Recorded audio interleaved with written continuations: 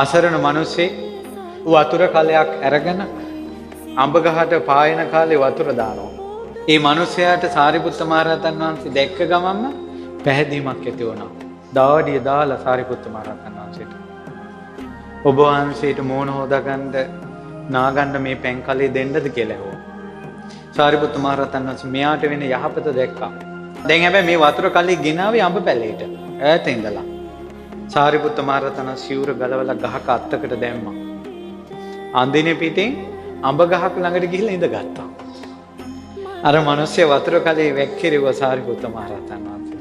සාරිපුත්ත මහ රහතන් වහන්සේ නෑවෙනවා අඹ ගහක වතුරත් ඇට. දැන් මේ නාන්න ඕන කමටද කරුණාවද? මොකද්ද මේ? කරුණාව. අම්බ විමානේ මහ දිව්‍ය රාජ්‍ය කරමනස්සයා දැන් අදටත් ඉන්නවා මහා දේවතාවෙක්. බණ අහන දෙවි කෙනෙක්. කරුණාව.